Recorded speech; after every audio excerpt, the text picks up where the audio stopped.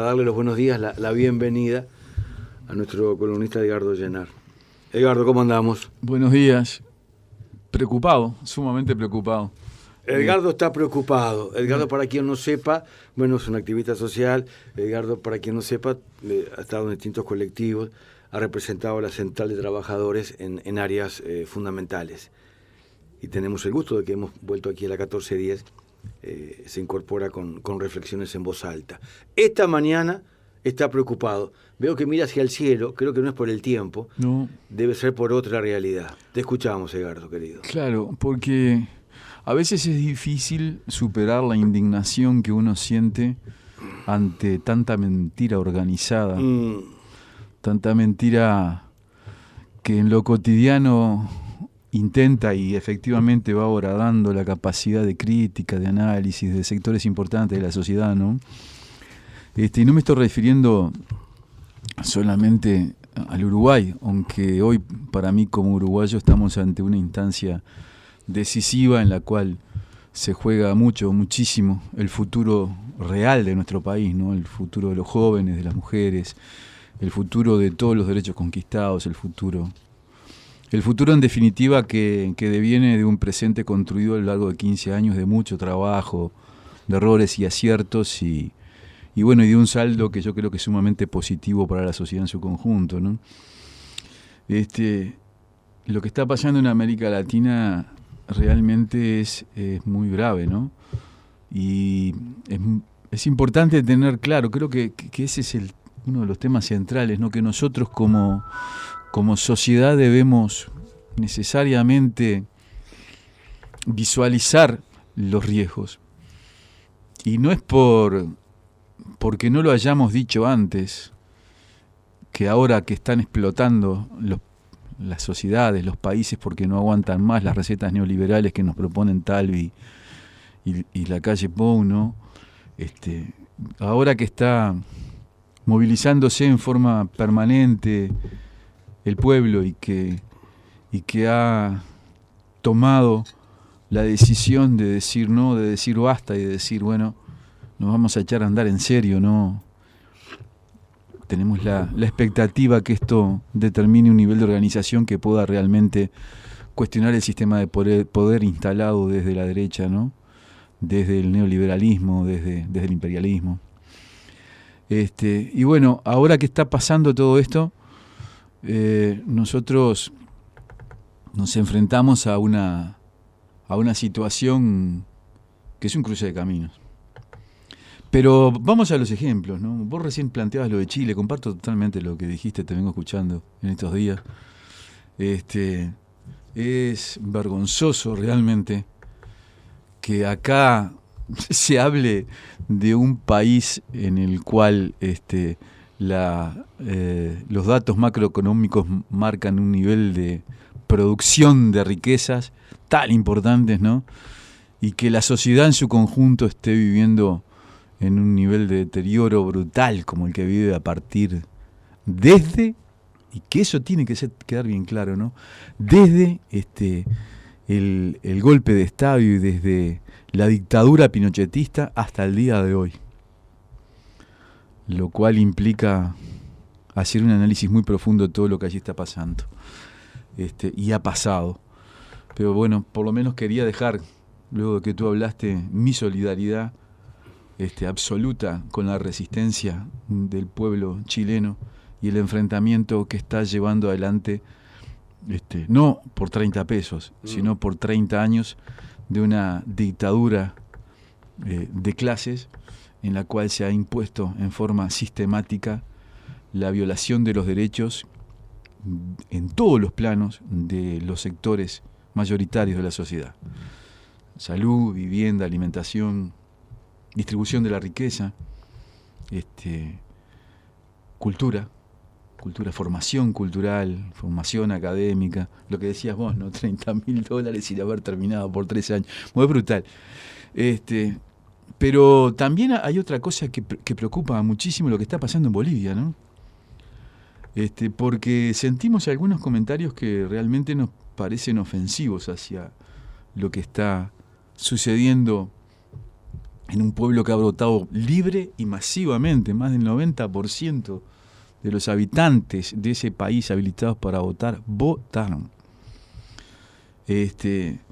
Y los cuestionamientos que se realizan desde ámbitos como la OEA, que cada vez queda más claramente establecido que es el Ministerio de Colonias, ¿no? Que hace gala de aquella responsabilidad que tenía en controlar y en sujetar a los pueblos, y hoy cambiamos de imperio, pero los organismos tienen otro nombre, tal vez estén en otro lado ubicados, pero tienen exactamente el mismo papel. Bueno, esa OEA hace una serie de críticas que no se la escuchamos con Honduras, por ejemplo, ¿no? Atención, para simplemente un paréntesis en medio de este punto de vista. La portada esta mañana, la portada siempre es un afiche. La portada esta mañana del diario El País es una foto donde unas 20 personas están prendiendo fuego boletas de votación. Bolivia, ayer fue otro día de incidentes en La Paz ante la sospecha de fraude electoral a favor de la reelección de Evo Morales. Esta es la portada, es la única foto a gran destaque, claro, y en colores. Un aporte. Sí, la sospecha. Yo puedo sospechar de que hubo fraude, ahora tengo que probarlo. Pero justamente ese tipo de portadas, más las acusaciones sesgadas, porque ni siquiera tienen la valentía de acusar de fraude porque saben que no tienen forma de demostrarlo desde la OEA, ¿no? O desde la Comunidad Europea, que tiene bastante poca autoridad moral, ¿no? La represión que le está haciendo hoy al pueblo catalán es brutal, pero brutal, ¿no? Y no me voy a despedir sobre el tema de fondos y autonomía, sí, autonomía no, es un pueblo que está peleando por sus derechos y nosotros vamos a ser solidarios con eso, ¿no? Pero digo, esa forma sesgada de insinuar fraude es en definitiva una forma que habilita o que está habilitada por una derecha que no ha querido reconocer ni los avances ni las propuestas de profundización de esos avances llevados adelante por el gobierno de Evo Morales, y digo el gobierno de Evo Morales, que ha logrado transformar a Bolivia de ser un país en el cual llegó a estar privatizada el agua de lluvia. Y cuando digo esto, no estoy inventando, no estoy diciendo es posible que haya sido así, no, fue así efectivamente, a ser hoy uno de los países que tiene mayor nivel de crecimiento y distribución económica, pero no solamente en términos de plata, distribución en términos de derechos, distribución en términos de crear a nivel de la sociedad la institucionalidad que permita que el conjunto de los bolivianos vayan pudiendo desarrollar su vida en condiciones totalmente distintas de esas condiciones de opresión y de semi-esclavitud a las cuales estuvieron echados a la suerte a lo largo de la historia de Bolivia. Y bueno, y Mesa y la derecha vienen planteando hace rato, pero es interesante ver los pequeños virajes, ¿no? El primer viraje es cuando se producen en sí las elecciones y a determinada altura de las mismas, los porcentajes, cuando faltaba escrutar, la parte que se sabía que era absolutamente afín a un Evo que obtuvo en el interior profundo de Bolivia, estamos hablando de más de 1 millón de votos, alrededor de entre un 85 y un 90% en todas las elecciones, pero cuando faltaba toda esa parte, se proclaman la segunda vuelta. Y cuando proclaman la segunda vuelta, sientan las bases de la denuncia, porque ya estaba establecido, porque ya lo habían hecho antes de las elecciones, de fraude. Que no pueden demostrar, porque si algo hubo en Bolivia, en este proceso electoral, fue una transparencia absoluta que hasta la propia OEA tuvo que reconocer, ¿no? en el proceso electoral. Entonces, vemos cómo se van sumando, porque creo que la indignación de lo que está sucediendo no nos puede nublar la capacidad de análisis en profundidad de esto, ¿no? De cómo operan, porque acá también están operando exactamente igual. O sea, no van a hablar de fraude, pero sí están en este momento reculando sobre lo que son sus planteos de fondo, lo que son los planteos de fondo de la derecha. El que no recula es Manini, ¿no? Que cada día está más fascista, y sobre todo su entorno en cuanto a las declaraciones, pero Manini también, porque no vamos a hacernos los chanchos rengos con eso, ¿no? Como digo, cómo están reculando en cuanto a lo que venían defendiendo, el modelo que tanto Talvi como la calle Padre, como todo defendía, el modelo chileno, como ejemplo de generación de riquezas y de bienestar colectivo y demás, que era lo que vos planteabas recién. Bueno, para Bolivia pasa lo mismo. Con Bolivia hoy están planteando desde la derecha de Bolivia, pero no solo de Bolivia, sino desde la derecha de toda América Latina, porque también saltó el fascista de Macri, saltó el fascista de Bolsonaro, un Macri que ya es un cadáver político, pero no importa, igual sigue haciendo daño a nivel de la comunidad latinoamericana, a desconocer o a criticar o a condenar el proceso electoral en Bolivia. O sea, lo esencial que yo creo, que entiendo, que debemos analizar en profundidad, es cómo estas operaciones de la derecha, que no son solamente mediáticas, sino que tienen que ver también con cómo inciden en el entramado social a partir de las organizaciones, muchas ONG, organizaciones de otro tipo y demás, que van creando, que van generando a nivel de los pueblos las dudas, y a nivel de la sociedad en general las condenas a situaciones que no son condenables, y la ausencia cobarde de una sentencia ante situaciones como por ejemplo la de Honduras, en la cual el fraude fue de dimensiones siderales. Hoy Evo ganó en primera vuelta, pero no ganó con un 0.14.